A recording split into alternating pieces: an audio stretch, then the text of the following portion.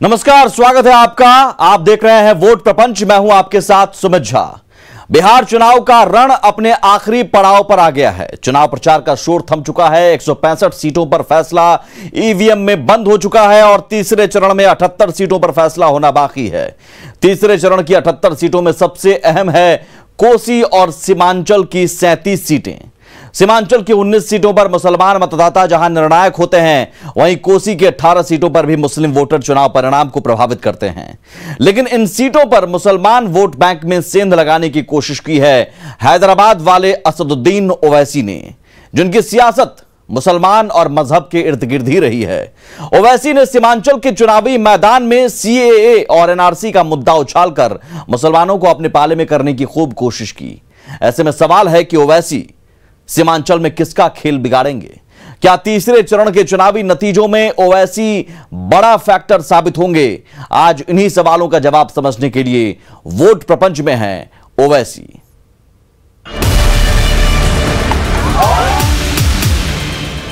सीमांचल की सियासी पिच पर ओवैसी की बैटिंग।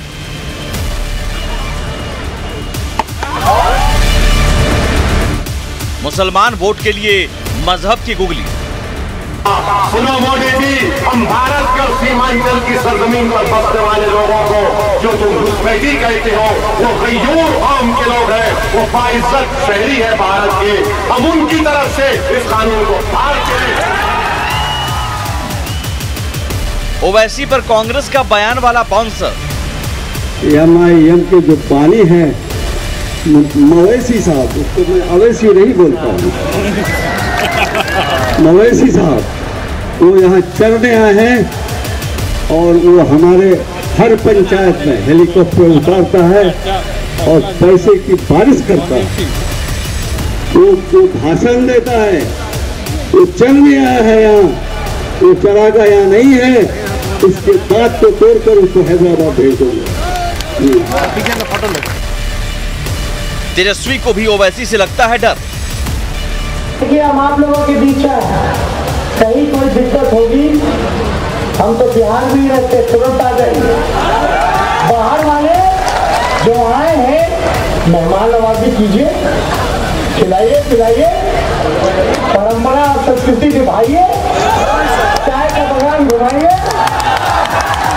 दादा कुछ नहीं कहेंगे, उनसे कहना चाहते हैं एक ठेठ बिहारी सब पर भारी हाथ की जरूरत नहीं है। सीमांचल में किसका खेल बिगाड़ेंगे ओवैसी? ये मेरे बाप का मुल्क है और कोई ताकत मुझे यहाँ पर दूसरे दर्जे का शहरी नहीं बना सकती। नहीं हो गए, अभी भी तुम खानों में बटे रहोगे। पैदा होता, सुन लो RSS वालों, हर कोई भी दुनिया में पैदा होता मुसलमान पैदा होता, उसका माहौल, उसके माँ बाप उसको दूसरे मजहबों को लेकर चल जाते। मजहब, मुसलमान और खौफ। हैदराबाद वाले असदुद्दीन ओवैसी की सियासत इन्हीं तीन शब्दों पर टिकी है। इनकी सियासी दुकान मजहब और मुसलमान के इर्द गिर्द ही चलती है। बिहार के चुनावी मैदान में भी उतरे ओवैसी के वोट प्रपंच में मुसलमान ही हैं।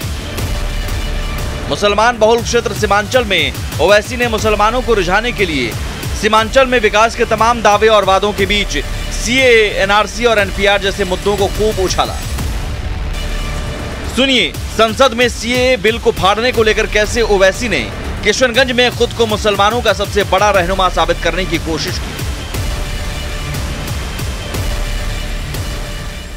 सुनो मोदी जी, हम भारत के और सीमांचल की सरजमीन पर बसने वाले लोगों को जो तुम घुसपैठी कहते हो, वो गयूर कौम के लोग हैं, वो बाइज्जत शहरी है भारत के। हम उनकी तरफ से इस कानून को पार करें। माना जाता है कि ओवैसी मुस्लिम वोट बैंक में सेंध लगाकर सीमांचल में कांग्रेस और आरजेडी का खेल बिगाड़ सकते हैं। यही वजह है कि कांग्रेस अपनी खींच ओवैसी पर उतारती है। कांग्रेस विधायक जलील मस्तान ने राहुल गांधी की मौजूदगी में ओवैसी के दांत तोड़कर हैदराबाद भेजने का विवादित बयान दिया। एमआईएम के जो बानी है मवैसी साहब, उसको मैं अवैसी नहीं बोलता हूँ,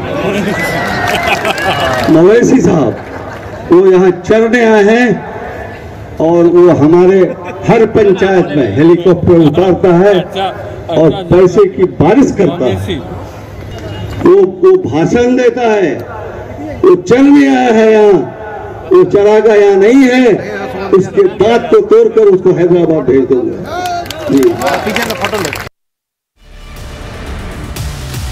वहीं कांग्रेस विधायक के इस बयान पर ओवैसी ने ट्वीट कर सीमांचल से एआईएमआईएम के नहीं जाने का दम भरा।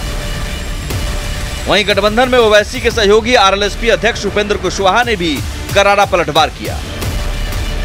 अभी परसों एक सभा थी आप ही के इलाके में, और राहुल गांधी जी उस मंच पर थे और उस मंच से कांग्रेस पार्टी के एक नेता ने हमारे गठबंधन के एक नेता के बारे में कहा, ओवैसी साहब के बारे में कहा कि हम हाथ पैर तोड़कर हैदराबाद भेज देंगे। बौखलाइए मत कांग्रेस पार्टी के लोग, हाथ पैर तोड़ना आपको आता है तो किसी और को हाथ पैर तोड़ना आता है। अगर इन लोगों ने ध्यान नहीं दिया, सरकार ने ध्यान नहीं दिया, प्रशासन ने ध्यान नहीं दिया,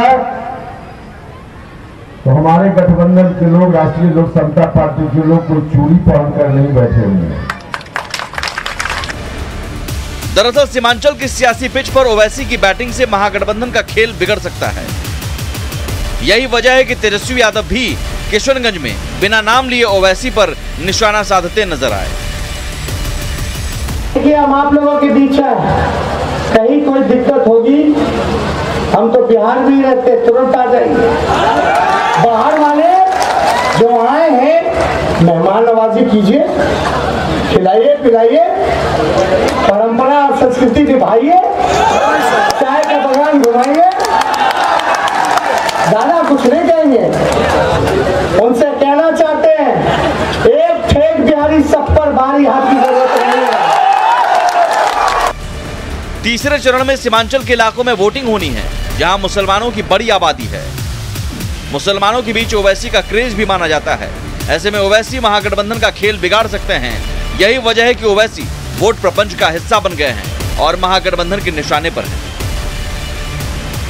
ब्यूरो रिपोर्ट, न्यूज़ 18।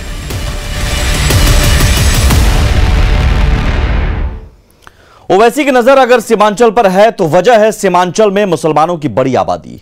बाकी दलों ने भी सीमांचल के मुस्लिम वोटरों पर अपनी निगाहें टिका रखी हैं, क्योंकि सत्ता का रास्ता सीमांचल होकर ही जाएगा। सीमांचल में चुनाव के दिलचस्प बना रही है ओवैसी की एंट्री।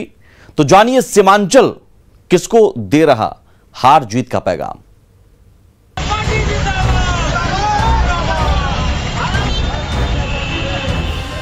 बिहार की सियासी हवा कहती है कि जिसने कोसी सीमांचल को फतह किया वो बिहार का सिकंदर बना।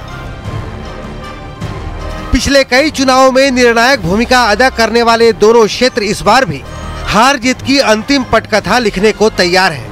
लेकिन सियासी कैनवास पर इस बार बने नए नए समीकरणों ने मुकाबले को उलझा दिया है। पिछले चुनाव में कांग्रेस आरजेडी के साथ वाला जेडीयू इस बार एनडीए के साथ है, जबकि एनडीए की सहयोगी एलजेपी इस बार अकेले चुनावी मैदान में है। वाम दल आरजेडी की अगुवाई वाले महागठबंधन के साथ है। उपेंद्र कुशवाहा की पार्टी एनडीए से बाहर बसपा और ओवैसी के साथ ताल ठोक रही है। अल्पसंख्यक बहुल सीमांचल में ओवैसी की एंट्री ने सीमांचल की सियासी हवा का रुख बदल दिया है।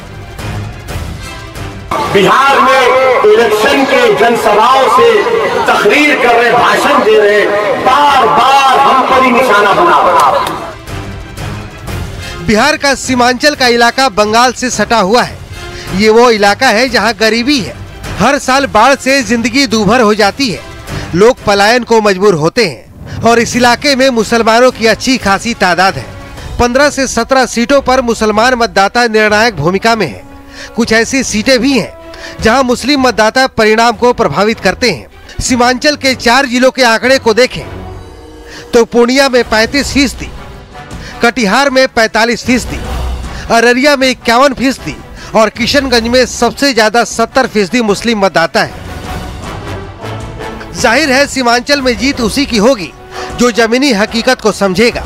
अब आइए जानते हैं कि सीमांचल का एक्स फैक्टर क्या है, क्योंकि सियासी लिहाज से ओवैसी की एंट्री सीमांचल की सियासत पर बड़ा फर्क डाल सकती है।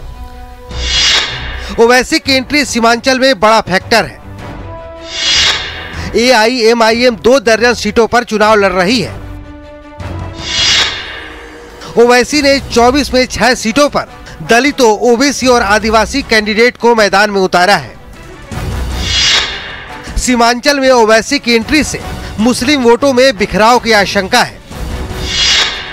बिखराव के हालात में आरजेडी और कांग्रेस को नुकसान हो सकता है। दरअसल पिछले साल ओवैसी ने किशनगंज सीट से अपना खाता खोलकर सबको चौंका दिया था। जाहिर है फाइनल फाइट इस बात को तय करेगा कि अगले 5 सालों तक राज्य पर कौन शासन करेगा। इस बार आरजेडी के सामने एम-वाइज समीकरण के तिलिस्म को बचाने की चुनौती है, तो एनडीए को अपने काम पर भरोसा है। इन सब के बीच सीमांचल की सियासत ध्रुवीकरण को भी साध रही है, लेकिन सीमांचल की फिजाओं में बेरोजगारी, पलायन, बाढ़ जैसे अहम मुद्दे तैर रहे हैं, जो मतदान से पहले जनता के जेहन में जरूर होगा। Bureau report, news 18 network.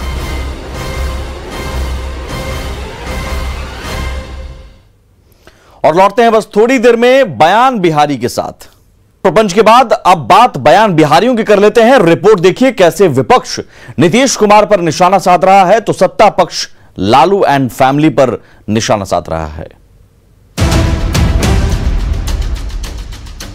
Bihar चुनाव का रण अपने अंतिम मुकाम तक पहुंच चुका है, लेकिन नेताओं की जुबान एकदम से कैंची की तरह चल रही है। अब नीतीश कुमार ने गुरुवार को जो अंतिम चुनाव वाला बयान दिया, उस पर विपक्ष कैसे निशाना साध रहा है, सीधे मुख्यमंत्री पर। बयान बिहारी मनोज झा को सुनिए।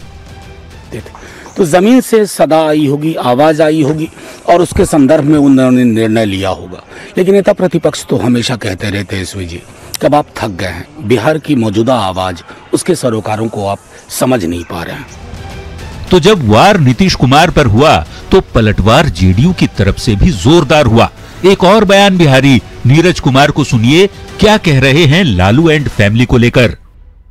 पूरा परिवार चाहे जितना भी जतन कर ले, बिहार की जनता जानती है कि भ्रष्टाचारी, अपराधी, लंपट क्या जो राजनीतिकरण हुआ है, उसका अगर सिंबल है इस बिहार की राजनीति में तो वह लालू प्रसाद और उसका कुनबा है।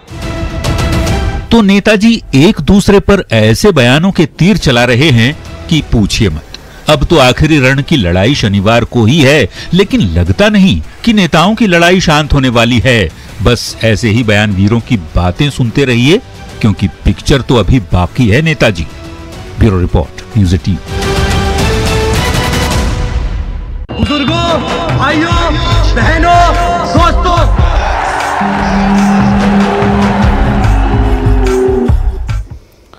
और इसी के साथ आज वोट प्रपंच में इतना ही। नमस्कार।